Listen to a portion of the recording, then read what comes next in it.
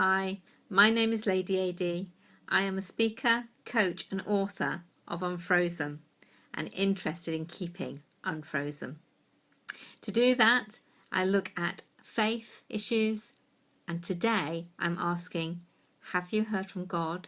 And is it possible to have a non-earth shattering conversation with God? In fact, I'm just talking about an ordinary way of talking. A way of talking with Jesus, with Holy Spirit, or with God, and having a great conversation that you remember and know you have spoken with one another.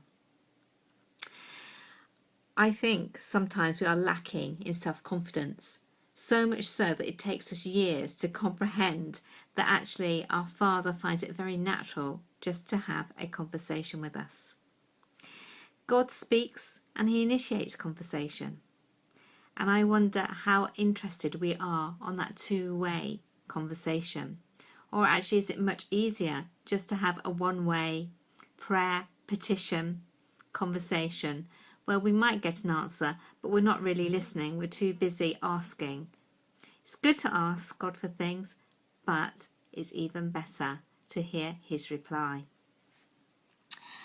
I don't know about you, but there's some people who are very important in my life, and I like spending time with them. They're my husband, my mother and my two daughters. And time is so precious. It's precious when my husband's busy doing other things, so when we do spend time together it means a lot. It's important with my mother, who's in her 80s, and you don't know how much time is left for us to be together. And it's really important with my girls, my daughters, because as they go into adulthood, time just becomes something which, other things take priority, and other things take priority over me. That is the way of it. But it's not the way of it with God. He always has time for me, and he always has time for you. So what is the quality of this conversation? How much bonding and relationship building is there when we talk to him and with him? I think it comes into daily chatting and daily realizing that he is there and he wants this relationship. He craves that relationship so that we know that we are one of his children. Now, I'm looking at the ordinary bit, not the massive, wonderful prophecies and call to action that are just the biggest feature of principles in the Bible. And we think we must be like them. Or we think sometimes actually it's only pastors or ministers or those who've had years of Bible study who can really hear from God. It's not me. Got news for you, it is you. But you have to take action and want it. You have to take action to think, actually, he is going to use you. He is going to use me. And if we remember God's holiness, then that means that it's extraordinary when he talks to us, and we can never become over familiar with it.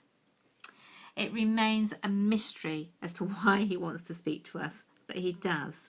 It's as much of a mystery as the love between a man and a woman, or the forming of a baby in the mother's womb. We're taught about prayer and how to put petitions to God, but it's harder to teach how to hear him and know beyond any shadow of doubt that it is his voice we are hearing. How do we, as his sheep, recognise his voice?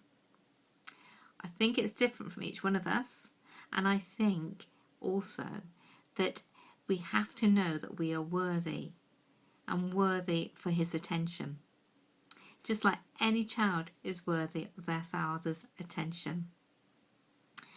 So this could be why we need so many signs of confirmation.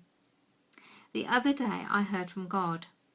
It was a quiet word, and it was a word about somebody in our church, and it was, to me, it was a passing thought, and I didn't give it any credence. I just thought, oh yeah, that's interesting, and then I went on to my next thing and the busyness of life. But then I attended a meeting where somebody spoke about this person, and everything I had thought was confirmed. Now, it was great that then I could think, well, I wasn't surprised at that news. I had already had it revealed to me. But it also made me wonder, if I'd taken a little bit more notice, was there something God was trying to tell me that I could have brought even more clarity to the situation? And how many times do thoughts go through my head that I just think, oh, that's just me having a thought, when actually it's God trying to get my attention and Him wanting a conversation. As Christmas approaches, our thoughts turn to family, expectations, and some intense time spent with them, which we have to manage. But in the mix, we think about God. He's surrounding us all the time. He's surrounding us in our culture with the songs we sing, the carols that we love to just repeat and sing along to. He is there. But it's also time to recognise His voice and feel His presence and know exactly when He's tapping you on the shoulder. So let us remember our Emmanuel, God with us. It continues every day. Not just Christmas, not just Easter, not just special times, but every day. And I pray that you can be lifted up to really hear from Him and have a two-way chat. Listen, I am standing at the door, knocking. If you hear my voice and open the door, I will come into you and I will eat with you and you with me. They are the words of Jesus. Revelations 3:20. Speak with you soon.